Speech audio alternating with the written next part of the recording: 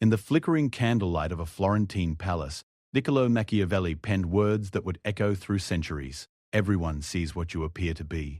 Few experience what you really are.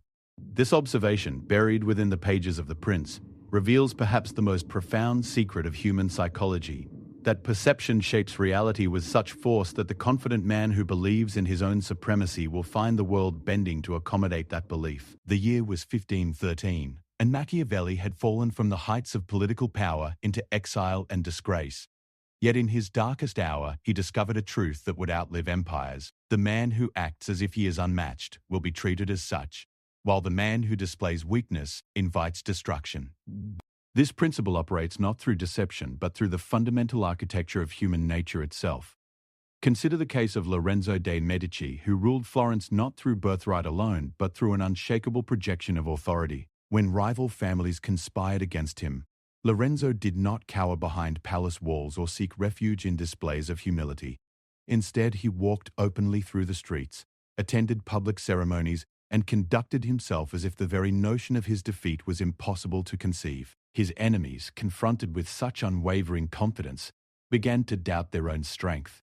The conspiracy crumbled not through force of arms, but through the psychological pressure of Lorenzo's absolute certainty in his own invincibility. This phenomenon extends far beyond the political realm.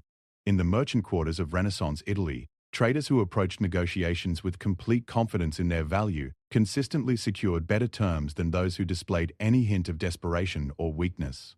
The successful merchant did not merely hope for favorable deals. He expected them as his natural due. His counterparts, sensing this unshakable self-regard, found themselves offering concessions they had never intended to make. The psychological mechanism at work here operates on multiple levels. When an individual projects absolute confidence in his capabilities, he creates what modern psychology would term a reality distortion field, a sphere of influence where his perception of himself becomes the accepted truth.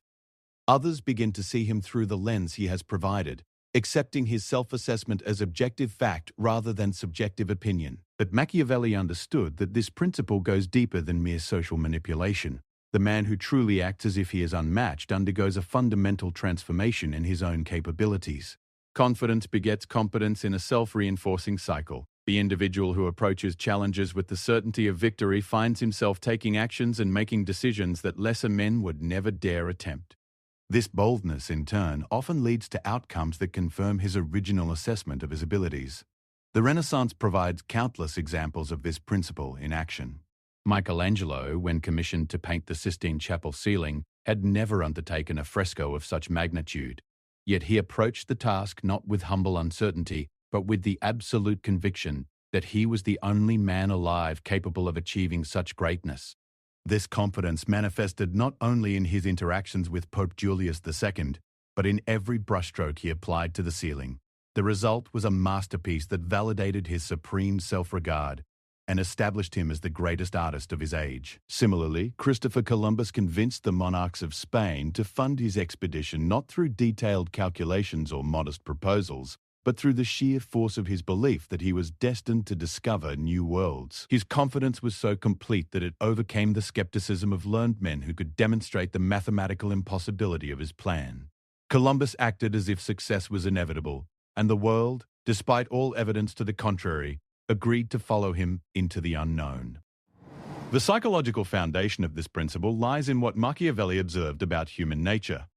People are fundamentally insecure and look to others for cues about how to interpret reality. When confronted with someone who displays absolute confidence in his own supremacy, most individuals will defer to that assessment rather than challenge it. This deference is not conscious submission, but an unconscious recognition of what appears to be superior strength and competence. However, Machiavelli was careful to distinguish between genuine confidence born of self-knowledge and the hollow bravado of the insecure. The man who acts as if he is unmatched must truly believe in his superiority, not merely pretend to do so. False confidence crumbles under pressure, revealing the weakness beneath and inviting the very attacks it was meant to prevent. True confidence, by contrast, grows stronger under assault, as each challenge becomes merely another opportunity to demonstrate one's supremacy. The cultivation of this mindset requires what Machiavelli called the destruction of the weak self, those aspects of personality that invite doubt, hesitation, and submission to others. The weak self manifests in countless ways. The tendency to seek approval from others, the habit of apologizing for one's actions, the compulsion to explain or justify one's decisions, and the fear of standing alone against opposition. The destruction of this weak self is not accomplished through mere willpower or positive thinking, but through a systematic reconstruction of one's relationship with power and authority. The individual must learn to see himself not as one among many, but as the central figure in his own drama, with others playing supporting roles in his story rather than he playing a supporting role in theirs. This shift in perspective has profound practical implications. When negotiating business deals, the man who has destroyed his weak self does not hope for favorable terms. He expects them as his natural due. When facing opposition, he does not seek to avoid conflict. He welcomes it as an opportunity to demonstrate his superiority. When criticized, he does not become defensive. He remains unmoved, secure in his knowledge of his own worth. The historical record provides extensive evidence for this principle's effectiveness. Napoleon Bonaparte rose from obscurity to rule an empire not through superior breeding or initial advantages, but through his absolute conviction that he was destined for greatness. Even his enemies acknowledged that his presence on a battlefield was worth 40,000 men, not because of his tactical genius alone, but because of the supreme confidence he projected to his troops and opponents alike. When Napoleon declared himself emperor, he did not ask permission from the Pope or seek validation from other monarchs. He placed the crown upon his own head, acting as if his supremacy was so obvious that formal recognition was merely a ceremonial acknowledgement of existing fact. The crowned heads of Europe, despite their outrage, found themselves dealing with him as an equal, because he had acted as if equality was beneath him and superiority was his natural state. The same principle operated in the commercial realm during the age of the great merchant princes.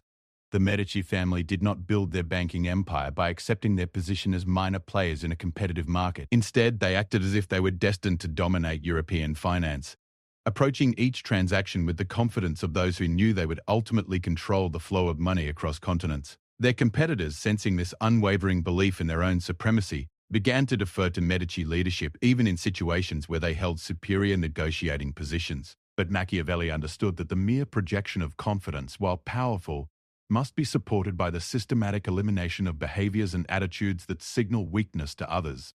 The man who would be unmatched must learn to recognize and destroy every manifestation of his weak self, for even small displays of uncertainty can undermine years of carefully cultivated supremacy. The weak self reveals itself in subtle ways.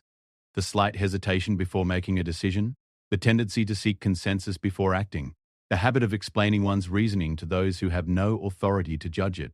Each of these behaviors sends a signal to observers that the individual sees himself as accountable to others rather than as the ultimate authority in his own sphere. The destruction of these patterns requires constant vigilance and systematic practice.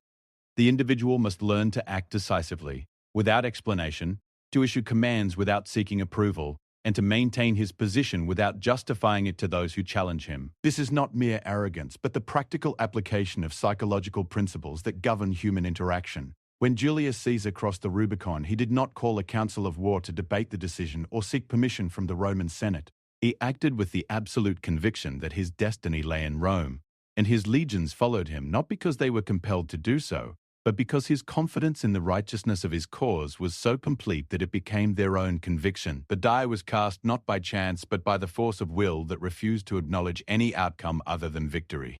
This principle extends to every aspect of human interaction. In personal relationships, the individual who acts as if he is unmatched does not compete for attention or affection. He expects it as his natural due. In professional settings, he does not campaign for recognition. He assumes it will follow from his obvious superiority. In social situations, he does not seek to fit in. He becomes the center around which others arrange themselves.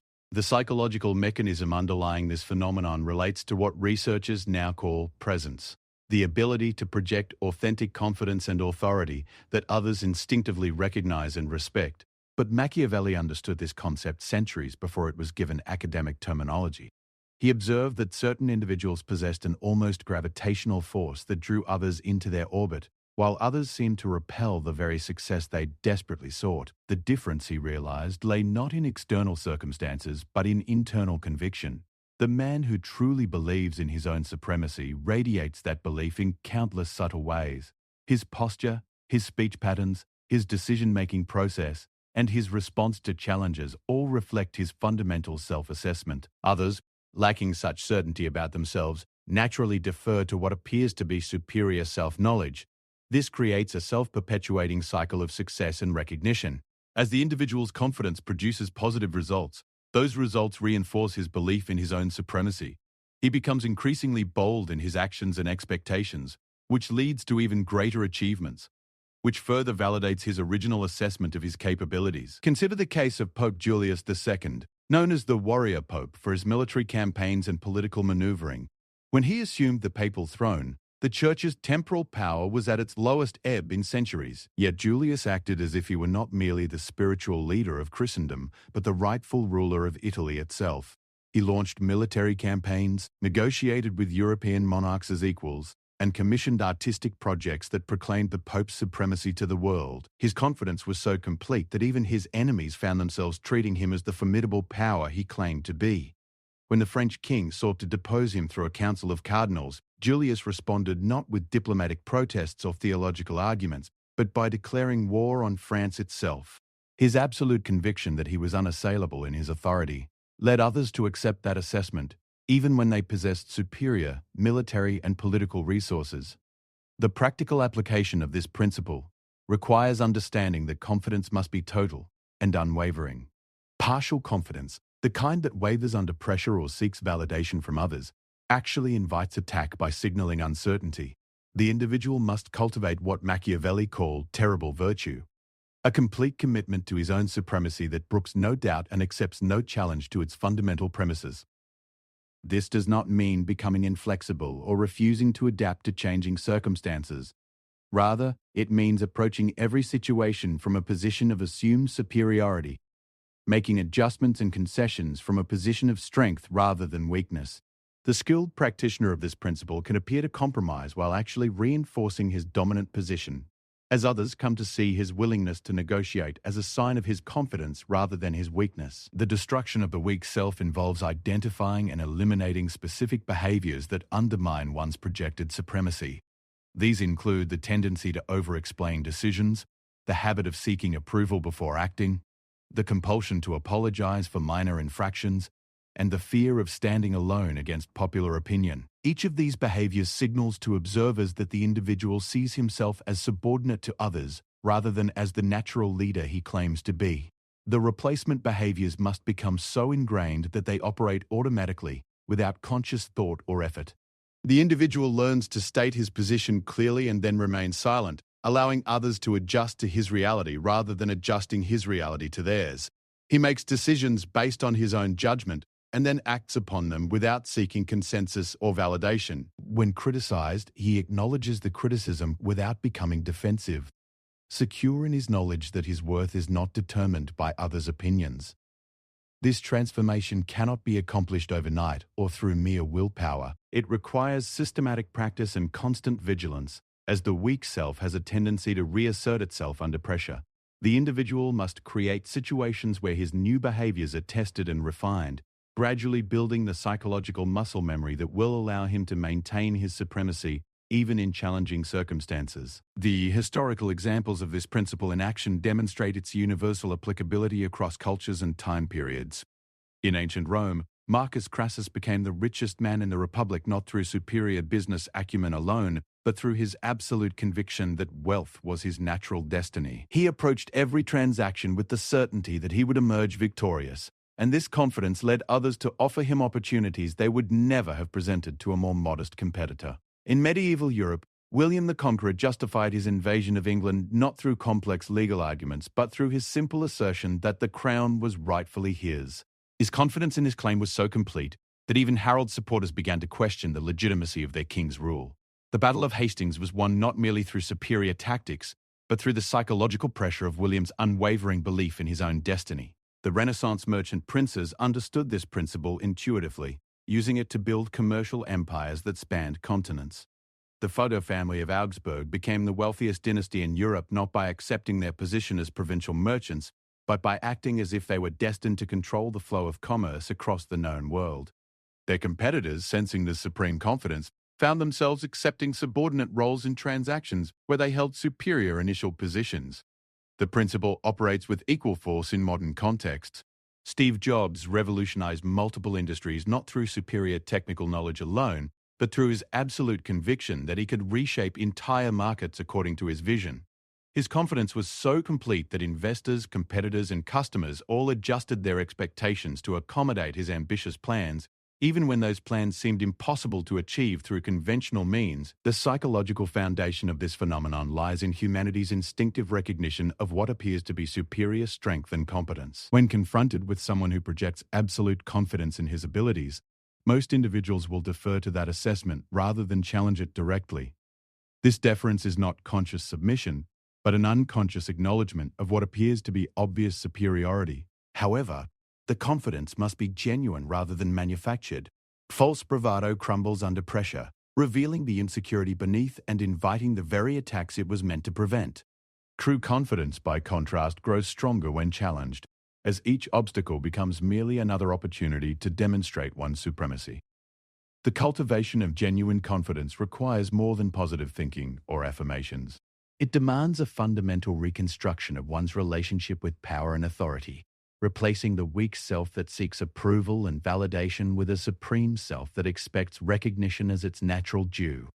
This transformation is not accomplished through external changes alone, but through the systematic destruction of internal patterns that perpetuate weakness and submission. The man who would be unmatched must learn to see himself as the central figure in his own story, with others playing supporting roles rather than he playing a supporting role in theirs. This shift in perspective has profound practical implications for every aspect of his life, from personal relationships to professional advancement to social influence.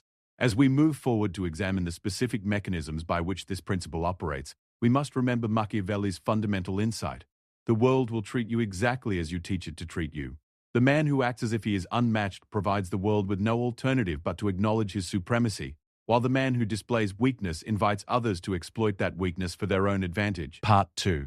The psychology of supreme self-destruction and reconstruction. The second pillar of Machiavelli's law operates on a more profound level than mere confidence projection. It requires the complete annihilation of the psychological patterns that create vulnerability to external attack. The man who destroys his weak self can never be destroyed by others represents not just a defensive strategy, but a fundamental restructuring of human psychology that renders traditional forms of manipulation and control ineffective. In the autumn of 1503, Cesare Borgia faced the collapse of his political empire following his father's death and his own near-fatal illness. Lesser men would have fled into exile or sought accommodation with their enemies. Instead, Borgia systematically destroyed every aspect of his personality that could be exploited by his opponents. He eliminated his need for others' approval, his attachment to past successes, his fear of future failure, and his dependence on external validation. What emerged from this psychological destruction was a figure so psychologically invulnerable that even his enemies struggled to find points of attack. This process of self-destruction and reconstruction represents the deepest level of Machiavelli's understanding of power dynamics. Most individuals remain vulnerable to manipulation and defeat because they retain psychological weaknesses that others can exploit. The need for social acceptance, the fear of isolation, the desire for external validation, and the attachment to specific outcomes. The man who systematically destroys these vulnerabilities creates a psychological fortress that cannot be breached by conventional means. The weak self manifests through countless subtle dependencies that create opportunities for others to exercise control. The businessman who needs to be liked by his competitors will make concessions he cannot afford. The political leader who fears criticism will avoid necessary but unpopular decisions. The individual who depends on others' recognition of his worth will find himself constantly manipulated by those who control the distribution of that recognition. Consider the case of Girolamo Savonarola, the Dominican friar who briefly ruled Florence through the force of his religious convictions. Savonarola's initial rise to power demonstrated the effectiveness of supreme confidence. He challenged the Pope, defied the Medici, and commanded absolute loyalty from the Florentine people through his unwavering belief in his divine mission. Yet Savonarola retained crucial weaknesses: his need to be seen as morally pure, his dependence on popular support, and his attachment to his specific religious vision. These vulnerabilities provided his enemies with the weapons they needed to destroy him. They arranged situations where he would appear to compromise his moral principles, undermined his popular support through strategic propaganda, and forced him into positions where his religious vision conflicted with practical reality. Savonarola's downfall came not through superior military force, but through the exploitation of psychological weaknesses he had failed to eliminate. The destruction of the weak self requires identifying every aspect of personality that creates dependence on external circumstances or validation. This includes not only obvious vulnerabilities like the need for approval, but subtle dependencies that most individuals never recognize as sources of weakness. The attachment to being seen as reasonable, the compulsion to maintain consistency with past positions, the desire to be understood by others, and the need to feel morally justified in one's actions. All of these create opportunities for manipulation and control. The process begins with systematic self-examination to identify the specific ways in which one's behavior is modified by others' expectations or reactions. The individual must observe himself in various situations, noting when he adjusts his actions to avoid disapproval, when he seeks validation for his decisions, and when he allows others' opinions to influence his self-perception. Each of these instances represents a potential point of vulnerability that must be eliminated. Niccolò Machiavelli himself demonstrated this principle following his exile from Florence. Rather than seeking reconciliation with the Medici or attempting to rehabilitate his reputation, he destroyed his need for political office, his attachment to his former status, and his dependence on others' recognition of his capabilities. He wrote the prince not to curry favor with Lorenzo de' Medici, but to crystallize his own understanding of power regardless of whether it would restore his fortunes. Psychological independence allowed Machiavelli to observe political dynamics with unprecedented clarity, unclouded by personal investment in specific outcomes or relationships. His analysis of power became more penetrating precisely because he had eliminated the emotional and psychological attachments that would have distorted his judgment. The destruction of his weak self transformed him from a failed politician into the most insightful analyst of power in human history. The same principle operates in every domain of human activity. The merchant who destroys his attachment to any particular deal negotiates from a position of genuine strength, as his opponents cannot leverage his desperation or desire against him. The artist who eliminates his need for critical approval creates work of unprecedented originality, freed from the constraints of public taste and expectation. The leader who destroys his fear of isolation makes decisions based purely on strategic effectiveness rather than social acceptability. But this destruction must be genuine rather than superficial. Many individuals believe they have eliminated their psychological vulnerabilities when they have merely hidden them from conscious awareness. The businessman who claims indifference to others' opinions while secretly monitoring their reactions has not destroyed his weak self but merely driven it underground. True destruction requires conscious recognition of these patterns, followed by systematic reconstruction of one's psychological foundations. The process can be illustrated through the case of Pope Alexander VI, Cesare Borgia's father, who demonstrated both the power and the limitations of this approach. Alexander eliminated many conventional vulnerabilities. He was indifferent to moral criticism, unconcerned with religious orthodoxy, and untroubled by the scandal surrounding his personal life. This psychological invulnerability allowed him to pursue his political objectives with unprecedented ruthlessness and effectiveness. However, Alexander retained one crucial weakness: his attachment to his children's success, particularly Cesare's political ambitions.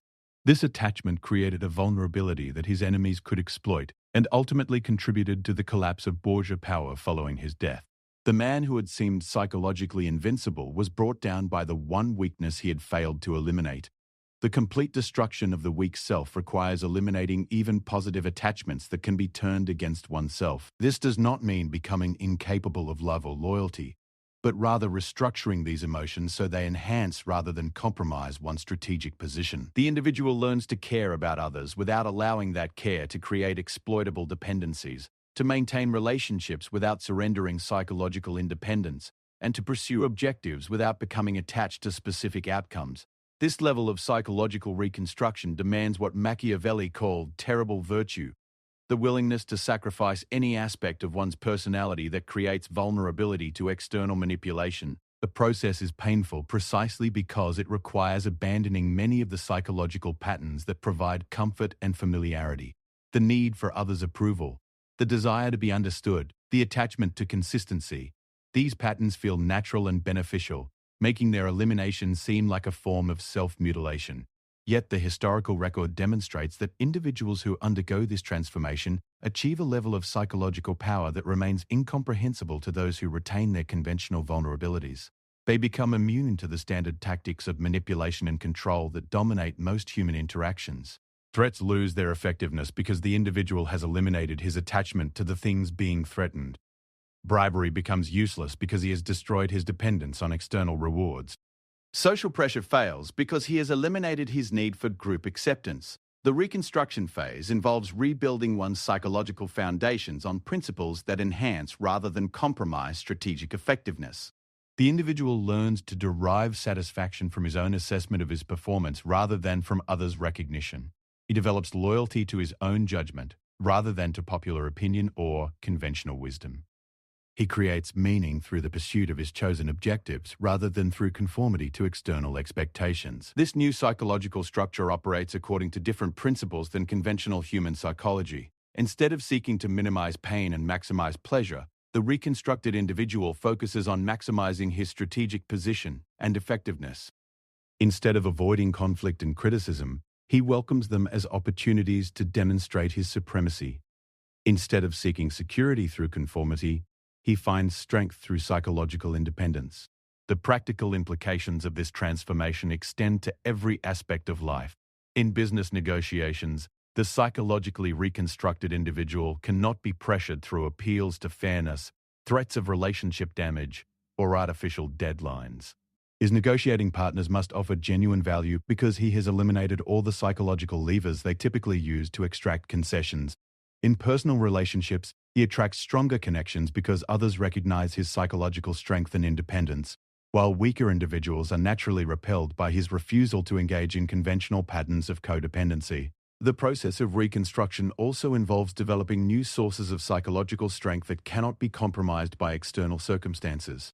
The individual learns to draw energy from challenge rather than from comfort, to find satisfaction in overcoming obstacles rather than in avoiding them, and to measure success through his own standards rather than through comparison with others. Leonardo da Vinci exemplified this principle in his approach to artistic and scientific work. He destroyed his attachment to completing projects according to others' timelines, his need for patrons' understanding of his methods, and his dependence on contemporary recognition of his genius. This psychological independence allowed him to pursue innovations that would have been impossible for an artist concerned with conventional success and approval. Da Vinci's notebooks reveal a mind freed from the constraints that limit most human thinking.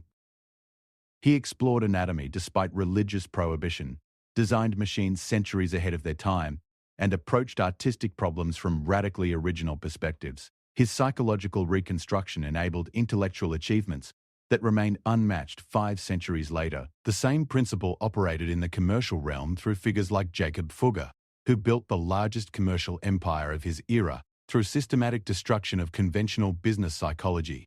Fugger eliminated his attachment to individual transactions, his concern with competitors' opinions, and his fear of taking enormous risks.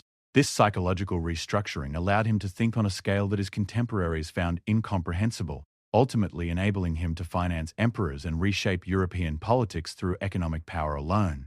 But the destruction of the weak self is not a one-time event. It requires constant vigilance and maintenance. The psychological patterns that create vulnerability have deep roots in human nature and will reassert themselves unless actively suppressed. The individual must regularly examine his behavior for signs that he is seeking others' approval, allowing external circumstances to affect his emotional state, or modifying his actions based on others' expectations rather than strategic effectiveness. This ongoing process involves what modern psychology would recognize as advanced emotional regulation and cognitive restructuring, but Machiavelli understood these concepts centuries before they received academic terminology. He observed that most individuals remain enslaved to automatic psychological reactions that can be triggered by skilled manipulators, while the few who achieve true psychological independence operate according to consciously chosen principles rather than unconscious patterns. The reconstruction process also involves developing immunity to the specific tactics that others use to control and manipulate human behavior. The individual learns to recognize attempts at emotional manipulation and respond strategically rather than reactively. He identifies the psychological buttons that others try to push and systematically eliminates his responsiveness to those stimuli. When Cesare Borgia's enemies attempted to destabilize him through assassination attempts, political isolation, and military pressure, they found themselves confronting an individual who had eliminated the psychological vulnerabilities that made such tactics effective. Borgia did not react with fear to threats against his life, with desperation to political isolation, or with panic to military setbacks. His lack of conventional psychological responses forced his enemies to confront him through direct action rather than through manipulation and psychological warfare. This psychological invulnerability creates a form of power that operates independently of external resources or circumstances. The individual who has successfully destroyed his weak self cannot be broken through traditional means because he has eliminated the internal points of vulnerability that such methods target. He becomes immune to blackmail because he has no reputation to protect, invulnerable to social pressure because he has eliminated his need for group acceptance, and unaffected by threats because he has destroyed his attachment to the things being threatened. The complete reconstruction involves replacing conventional sources of meaning and motivation with others that enhance rather than compromise strategic effectiveness. Instead of seeking happiness through others' approval, the individual finds satisfaction in his own growth and development. Instead of measuring success through external recognition, he evaluates himself according to his progress toward chosen objectives. Instead of avoiding pain and difficulty, he embraces challenge as an opportunity to demonstrate and develop his capabilities. This transformation creates what Machiavelli recognized as a new category of human being, one who operates according to principles that remain incomprehensible to those who retain conventional psychological structures. Such individuals become natural leaders not because they seek power over others, but because others instinctively recognize their psychological superiority and defer to it. The historical record provides extensive documentation of this principle's effectiveness across cultures and time periods. In ancient China, Sun Tzu achieved legendary status as a military strategist partly through his systematic elimination of psychological vulnerabilities that compromised other generals. His famous maxim, "Know yourself and know your enemy," reflects this understanding. The individual who truly knows himself has identified and eliminated the internal weaknesses that enemies could exploit. In medieval Europe, figures like Eleanor of Aquitaine wielded unprecedented power partly through their psychological invulnerability. Eleanor eliminated her dependence on others' approval of her unconventional behavior, her attachment to maintaining traditional feminine roles, and her fear of being isolated from court society. This psychological reconstruction enabled her to divorce one king, marry another, lead a crusade, and rule vast territories with effectiveness that exceeded most of her male contemporaries. The Renaissance period saw numerous examples of individuals who achieved extraordinary success through systematic destruction of psychological vulnerabilities. Merchants like Cosimo de' Medici eliminated their fear of taking enormous financial risks, their attachment to maintaining good relationships with competitors, and their dependence on traditional business practices.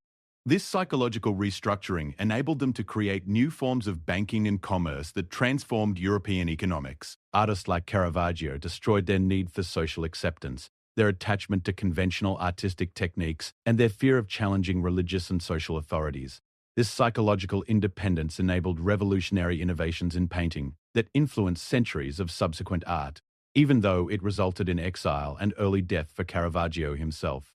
The principle extends beyond individual achievement to encompass entire social and political movements. The Protestant Reformation succeeded partly because leaders like Martin Luther eliminated their psychological dependence on church approval, their fear of religious condemnation, and their attachment to maintaining unity with Catholic doctrine. This psychological reconstruction enabled them to challenge the most powerful institution of their era and create lasting changes in European civilization. As we prepare to examine the practical implementation of these principles in contemporary contexts, we must understand that the destruction and reconstruction of the self represents the most profound level of Machiavelli's analysis of power. It moves beyond external strategies and tactics to address the fundamental psychological structures that determine whether an individual can effectively implement those strategies. The man who retains conventional psychological vulnerabilities will find himself constantly manipulated and controlled by others who understand how to exploit those weaknesses. But the individual who systematically destroys his weak self and reconstructs his psychology on strategic principles becomes immune to conventional forms of attack and control, creating a form of power that operates independently of external circumstances and resources. Part 3. The practical implementation of psychological supremacy. The final dimension of Machiavelli's law concerns the systematic application of these principles to create lasting transformation in one's external circumstances and relationships. Understanding the psychology of power means nothing without the ability to translate that understanding into concrete results that demonstrate one's supremacy to the world. This requires not merely occasional displays of confidence, but the construction of an entire lifestyle and approach to human interaction that consistently reinforces one's unmatched status. In the spring of 1512, when French forces approached Florence and Piero Soderini's government teetered on the edge of collapse, most officials fled or sought accommodation with the invaders. Niccolò Machiavelli, however, used the crisis as an opportunity to demonstrate the principles he would later articulate in The Prince. Rather than abandoning his post or pleading for mercy, he systematically documented the government's military preparations and strategic options, approaching the situation as if he were the ultimate authority responsible for Florence's defense. Even when the Medici returned to power and dismissed him from office, Machiavelli maintained his psychological supremacy by treating his exile not as punishment, but as an opportunity to develop his ideas without the constraints of official responsibility. He established a routine that reinforced his identity as a serious political thinker, rising early to read classical texts, spending his mornings in intellectual work, and devoting his evenings to writing analyses that would outlive the temporary political arrangements that had displaced him. This systematic approach to maintaining psychological supremacy under adverse conditions illustrates the third component of Machiavelli's law: the creation of practical systems that reinforce one's unmatched status regardless of external circumstances. The man who truly acts as if he is unmatched does not merely project confidence. He structures his entire existence to support and validate that projection through concrete actions and measurable results. The implementation process begins with the recognition that every aspect of one's daily routine either reinforces or undermines the psychological foundations we have established. The individual who has destroyed his weak self and cultivated supreme confidence must now create external systems that support and amplify these internal changes. This requires systematic attention to how one speaks, how one makes decisions, how one responds to challenges, and how one structures relationships with others. Consider the case of Isabella d'Este, Marchioness of Mantua, who transformed a minor Italian principality into a major cultural and political center through systematic application of these principles. Isabella recognized that her gender and the limited resources of her territory created significant disadvantages in Renaissance politics. Rather than accepting these limitations, she systematically restructured every aspect of her public persona and private behavior to project absolute confidence in her supremacy. Isabella spoke to ambassadors and foreign dignitaries as if Mantua were equal to the great powers of Europe, negotiated treaties as if she commanded vast military resources, and commissioned artistic works as if her court rivaled those of France and Spain. Most importantly, she maintained this projection consistently across all contexts and relationships, never allowing circumstances to force her into displays of weakness or subordination. The results validated her approach. European monarchs began treating Mantua as a significant power. Artists and intellectuals competed for her patronage, and political developments throughout Italy were influenced by her opinions and decisions. Isabella's systematic projection of supremacy created a reality that far exceeded the objective resources at her disposal. The practical implementation of psychological supremacy requires establishing specific behavioral patterns that consistently reinforce one's unmatched status. These patterns must become so automatic that they operate even under stress or in unexpected situations. The individual cannot afford to project supremacy in some contexts while displaying weakness in others. Consistency across all circumstances is essential for maintaining the psychological foundation upon which everything else depends. The first component involves restructuring one's communication patterns to eliminate any language or behavior that signals subordination or uncertainty. This means learning to state positions directly, without hedging or qualification, to issue instructions without seeking permission, and to respond to challenges without defensiveness or extensive justification. The individual must develop the ability to say no without explanation, to disagree without apologizing, and to maintain his position without feeling compelled to convince others of its merits. This communication restructuring extends to nonverbal behavior as well. Posture, eye contact, vocal tone, and physical positioning must all consistently reinforce the message of unmatched capability and authority. The individual learns to occupy space as if he belongs there, to make eye contact as if he expects others to look away first, and to speak as if his words carry weight that others must take seriously.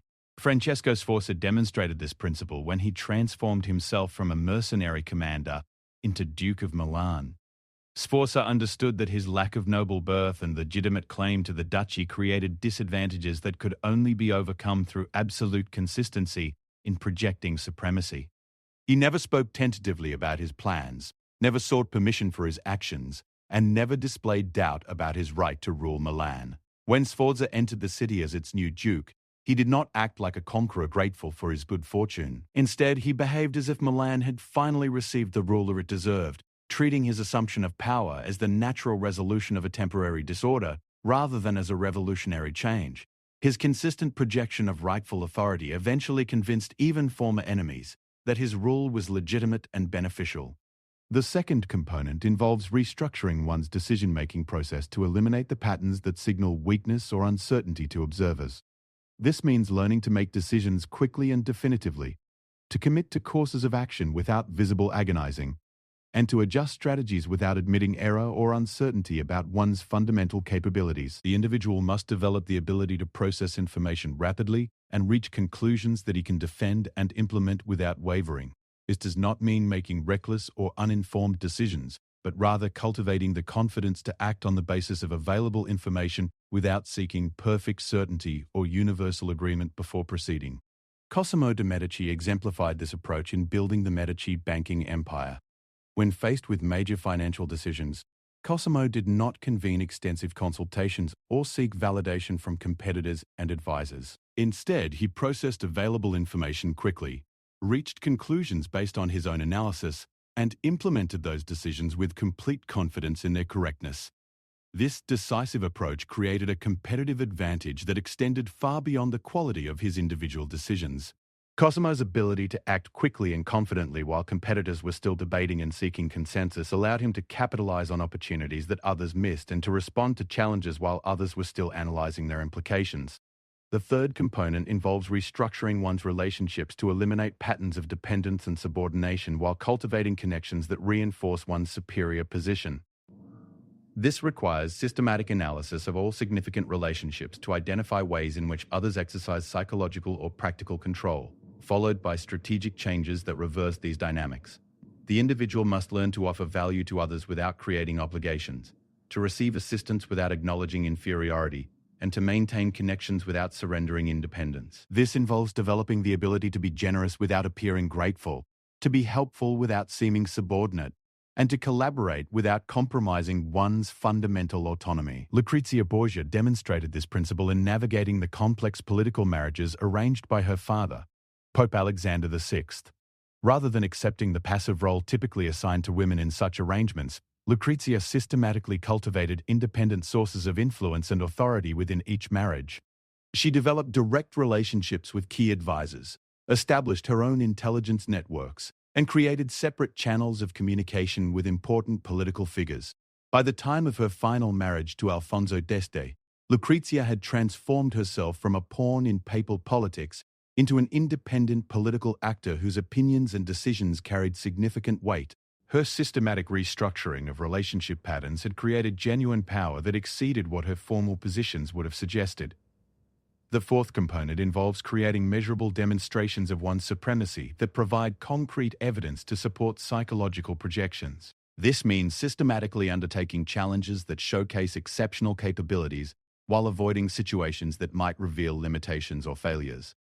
The individual must learn to select battlegrounds where his advantages are maximized and his weaknesses minimized, to engage in competitions where superior results are likely, and to create situations where others must acknowledge his exceptional performance. This requires strategic thinking about how to demonstrate supremacy in ways that others cannot dismiss or rationalize away. Pope Julius II exemplified this approach through his architectural and artistic commissions. Julius understood that his political and military achievements might be temporary, but that great cultural accomplishments would establish his supremacy for posterity. He commissioned Michelangelo to paint the Sistine Chapel ceiling, Bramante to rebuild St. Peter's Basilica, and Raphael to decorate the papal apartments. These projects were not merely expressions of personal taste, but systematic demonstrations of Julius's supremacy over his predecessors and contemporaries. By creating artistic achievements that exceeded anything previously accomplished, Julius established concrete evidence of his unmatched status that would influence perceptions of papal authority for centuries. The fifth component involves establishing systems for continuous improvement and adaptation that prevent stagnation while maintaining psychological supremacy. This means creating mechanisms for identifying new challenges, developing enhanced capabilities, and expanding one's sphere of influence without appearing to struggle or strain against limitations. The individual must cultivate the ability to grow stronger without acknowledging weakness, to learn new skills without admitting ignorance, and to adapt to changing circumstances without appearing reactive or defensive. This requires developing internal systems for self-assessment and improvement that operate independently of external feedback or validation. Lorenzo de' Medici demonstrated this principle through his systematic cultivation of intellectual, artistic, and political capabilities throughout his life. Lorenzo did not merely rest on his inherited position as head of the Medici family, but continuously expanded his knowledge, refined his skills, and developed new sources of influence and authority. He studied classical literature to enhance his intellectual credibility, wrote poetry to demonstrate his cultural sophistication, and maintained correspondence with scholars throughout Europe to establish his reputation as a serious thinker. These activities were not hobbies or diversions, but systematic investments in capabilities that reinforced his political supremacy through cultural authority. The implementation of these systems requires what Machiavelli called prudence, the ability to recognize what circumstances require while maintaining consistency with one's fundamental principles. The individual must learn to be flexible in tactics while remaining unwavering in his projection of supremacy, to adapt his methods while maintaining his strategic objectives, and to respond to changing conditions while preserving his psychological independence. This balance between adaptability and consistency represents one of the most challenging aspects of implementing psychological supremacy. The individual must avoid the appearance of weakness that comes from too much accommodation, while also avoiding the rigidity that prevents effective response to new challenges and opportunities. The historical record provides extensive documentation of both successful and failed attempts to implement these principles. Figures like Caesar, Napoleon, and Churchill succeeded partly through their systematic application of supremacy-reinforcing behaviors across all aspects of their lives. Their consistent projection of exceptional capability eventually created realities that matched their psychological projections. Conversely, individuals who understood these principles intellectually but failed to implement them systematically often achieved temporary success followed by dramatic failure. They projected confidence in some contexts while displaying weakness in others, or they maintained supremacy during favorable periods while crumbling under pressure during challenges. The key insight from these historical examples is that psychological supremacy cannot be turned on and off depending on circumstances. It must become so integral to one's identity and behavior that it operates automatically in all situations. This requires systematic practice and constant vigilance until supremacy-reinforcing behaviors become second nature. The modern application of these principles requires adaptation to contemporary contexts while maintaining their essential psychological and strategic elements. In business environments, this means structuring presentations, negotiations, and strategic planning processes to consistently reinforce one's exceptional capabilities and strategic vision. In personal relationships, it involves creating patterns of interaction that establish and maintain psychological leadership, while avoiding the manipulative behaviors that destroy long-term trust and connection. The digital age has created new opportunities and challenges for implementing psychological supremacy.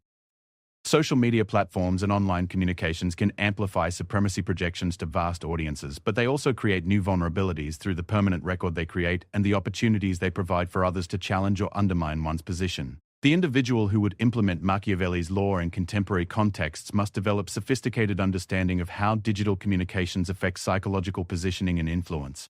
This includes learning to use technology to reinforce rather than compromise one's strategic position, to communicate supremacy through digital channels without appearing arrogant or desperate, and to maintain psychological independence while participating in networked communication systems.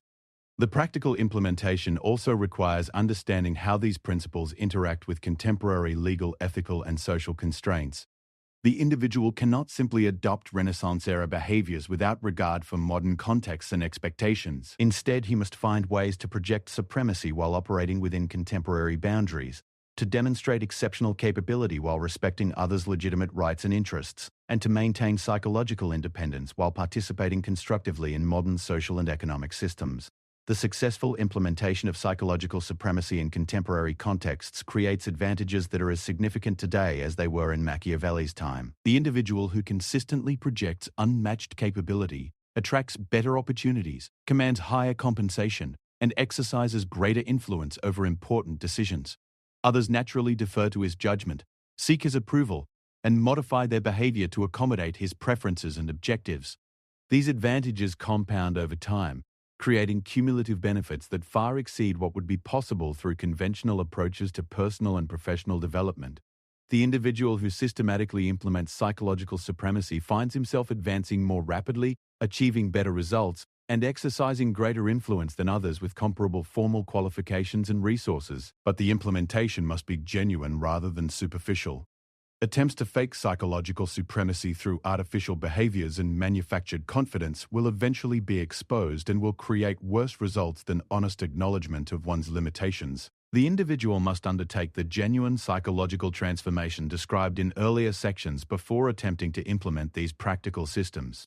The ultimate goal is not to manipulate or deceive others, but to create authentic psychological and practical superiority that justifies the supremacy one projects. The individual who successfully implements these principles becomes genuinely exceptional through the systematic development of his capabilities and the strategic application of his strengths.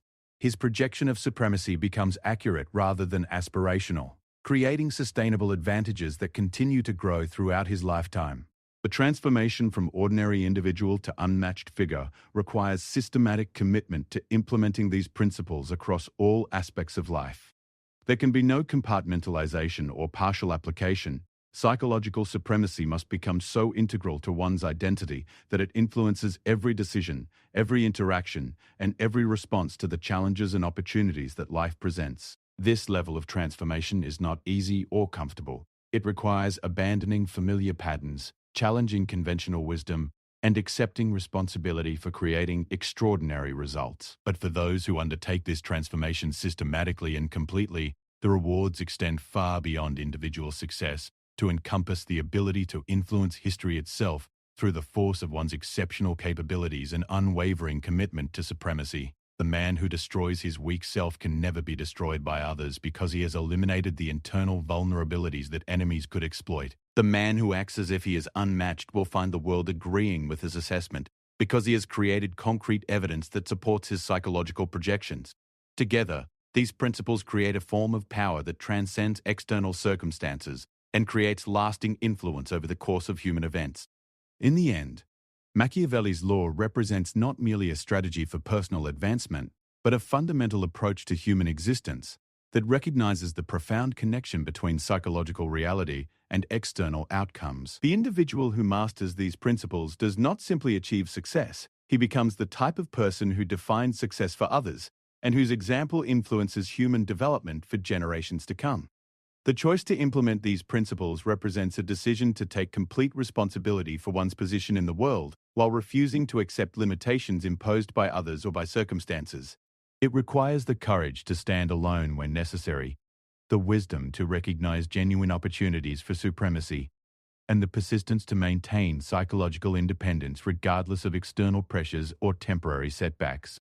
Those who make this choice and implement these principles systematically will find themselves joining the ranks of history's most influential figures, not through accident or favorable circumstances, but through the systematic application of psychological and strategic principles that remain as effective today as they were in Renaissance Italy. They become the individuals who shape their times rather than being shaped by them, who create opportunities rather than merely responding to them, and who establish legacies that influence human development long after their death. This is the ultimate promise of Machiavelli's law. Not merely success or recognition, but the transformation into the type of individual who exercises lasting influence over the course of human events, through the power of his exceptional psychological and strategic capabilities. The world will indeed agree that such a person is unmatched, because he has made that assessment objectively accurate through the systematic implementation of principles that create genuine supremacy rather than its mere appearance.